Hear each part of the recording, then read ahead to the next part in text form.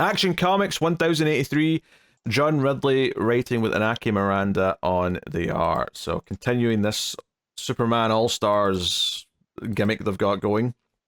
This is issue 2 of 3 of Ridley's story, and I'm like I like kind of things that he was poking at in the last issue, and I still kind of like what he's poking at in this issue to a point. There's actually one thing in here that I really like, because one of the complaints I had a while ago is that I really like when Atomic Skull had kind of like turned into a good guy, and it felt like they just threw it away at some point because whatever writer just wanted him to be a villain again. And this issue kind of actually tried to explain why he became a villain again, because it turns out to be the same thing that's caused Major Disaster to do something bad.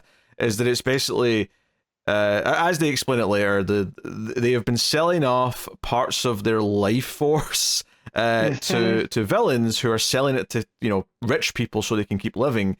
But one of the side effects is that it's robbing them of all hope.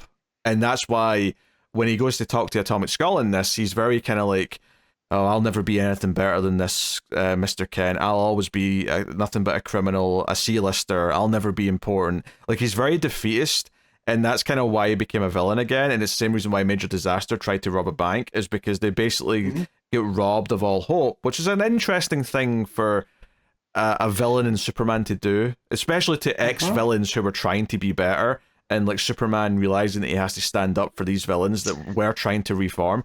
All these ideas are cool. I do think, though, by the time we get to the second half of the issue and we're in like a different dimension with Scorch and we're doing intergang stuff, I was like, okay, this feels like it's kind of jumping the shark a little. I was enjoying the serious part of this story, and now it feels a bit too comic booky for my liking. Yeah, when we get to Bruno Mannheim in the pocket dimension and he's talking about, telomeres off of chromosomes, and I was like, oh, okay.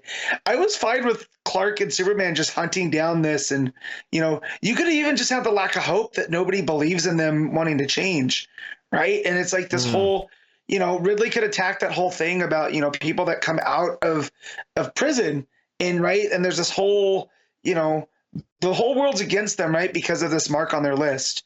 And it's, society has already determined that you have no value. And that's depressive. So it leads you back to a cycle. That's where I thought he was going. And then we got to Intergang and went, oh, this is still comic books. So yeah. But I do like the intent, though, because there is something that connects with Superman wanting to do what's best for these villains, right? That, you're not always what people say you are. And having that come through Clark Kent, I think, was pretty smart. Yeah, I think the other thing as well, obviously, is that it starts off from the cliffhanger from last issue, which was that some mugger comes up and like knocks Clark out. And obviously the question is, wait, how did they do that? He's Superman. And there's a whole conversation with Bruce at the start where he's trying to go through the possibilities. Or someone had a red sun or solar energy or whatever, maybe magic. And also the art here I thought was a little distracting from Tim's, because he draws Clark so bulky in his underwear that I'm like, this is like beefcake material for those who are into it, which is fine, but it was a little distracting. I did kind of feel like, though, that that cliffhanger really didn't matter that much, because once he gets back into just going to interview people in the case, it felt like, well, it doesn't really matter that someone knocked him out. Yeah. Well, I don't know, because it does show him and more as Clark, and he's all banged up, and it kind of gets that he's this dogged reporter, right? Because he has scars on his face from this type of stuff, and it shows that he's not quitting just because he was, attacked. So I do kind of like that. But yeah, the whole thing with maybe they had a pocket red sun thing and this, that, and the other. Maybe it's a little bit too much time is spent to that, but I do like the visual of a beat up Clark. I mean, I get it. I guess I feel like he would always never quit anyway. It's not like I need to be convinced of that. I guess if it was something where a character in the story, like, felt more encouraged to talk to him because they can see in his face that he's determined, because he's he got beat up because of this story, but he's still pursuing it. If a character actually seemed to change their mind because that look in his face convinced them to open up, I could see the value in what you just said. I just don't know if it ever actually does anything in the story other than just being a visual that you liked. Yeah. No, I definitely get that too. Like, again, that's part of the back half that kind of falls, because then we get away after he talks to Atomic Skull, we get to the whole Intergang shenanigans. Yeah. And that's what it becomes in the back half. And I like part of it. I like the part of like, okay, these villains have had their hope stolen from them, and that's why they're becoming villains again. I like that because I kind of appreciated explaining why Atomic Skull went bad. That was also a nice little just paying attention to some. I mean, let's be honest. Anything Atomic Skull did in some of those stories that I'm talking about, and these are a good few years old now. Yeah, they're relatively minor in terms of continuity, but this shows that Ridley was like, okay, either he remembers this because it bothered him that he just went bad again, or he looked through recent Superman stories and said, okay, what villains could I like bring into this story that makes sense? And he found Atomic Skull. But either way, it feels like a good awareness of what recent continuity has been. Yeah, because regardless of it, it makes sense in the story, but it feels rewarding that you're paying attention. Yes. Right, because of that. So it's just like a little extra piece. Yeah, so I really liked that part. I really did. I will say they constantly bring up like real names of people. So like they constantly say Major Disaster's real name, which I get logically it makes sense that Clark would be saying that real name as he's talking to people, but I don't know his real name. So every time he said it, I was like, wait, who's he talking about? Oh, he's talking about Major Disaster. And then they start talking about someone else, and I'm like, oh, this Max Boykin, and I'm like, like you're throwing around a lot of names, and I get it technically this is right, but the problem is though is that when you're reading a monthly comic book and there's all these dense like real names that I've not memorized, it is hard to kind of keep up with some of the conversations a little bit. I have to stop and think about who he's talking about. Yeah, well, and it also feel like the fact that the only guy to die in the bank robbery was the tie to Intergang. Right? Was this, which definitely makes it feel more like Major Disaster had a little bit more say in this. So I wonder if that's going to be a piece, because constantly bringing up this Max Boykin character. Well, no, because they explained this. So basically, what was happening is that he was like a parole officer who was like looking for these prisoners and convincing them to sell off their enzymes or whatever it was. So I don't think it's that they were like just because he was talking to this guy, he was like making more villainous choices to begin with. I don't think that's what they were implying with that. No, he was, but no, I feel like Major Disaster went to that bank specifically because that's where that guy was. Oh, right? Okay. I mean, yeah, maybe. That may be the case, yeah. So it's going to show like, yes, he did something villainous and somebody died, but he doesn't feel that guilty because, the ends justify the means here. He wasn't robbing the bank just to rob the bank, right? There was an ulterior motive to him.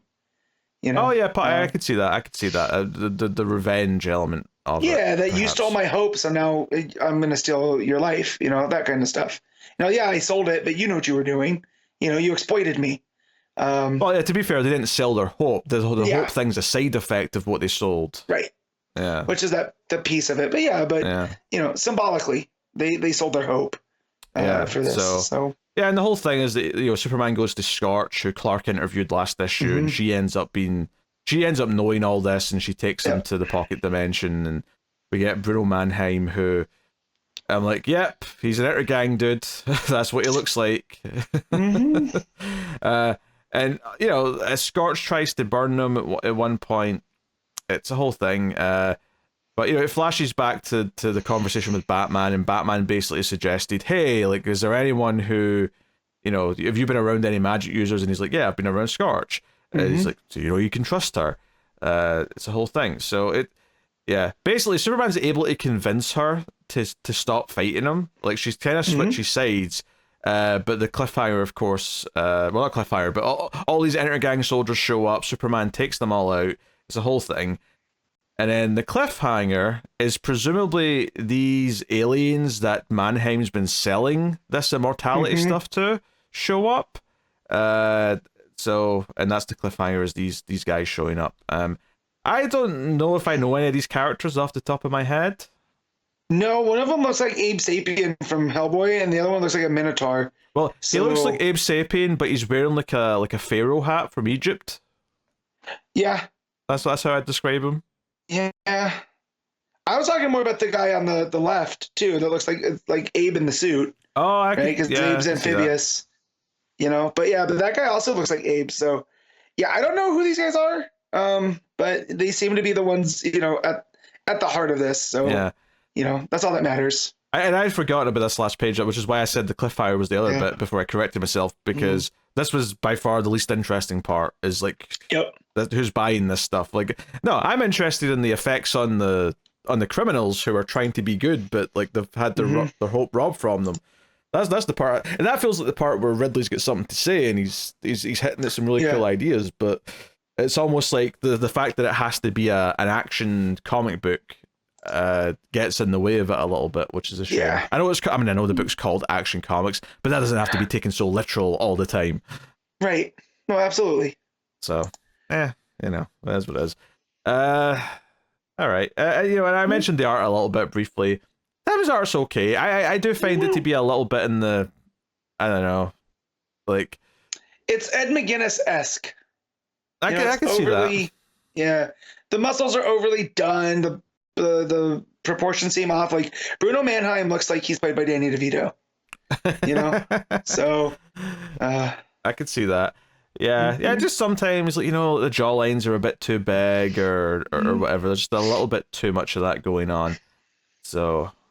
Yeah. Otherwise, I don't really have any sort of great, like, big things to say about it. Really, like, I wouldn't say any like sequences stood out to me as being either for good or bad reasons. For that matter.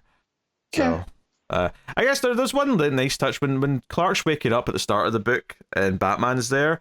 There's a little moment where like the screen that's in the foreground kind of like makes like new panels that splits up Clark, and that seems like a sort of intentional little meta touch where it's like, hey, this is this is diegetic comic panels. So I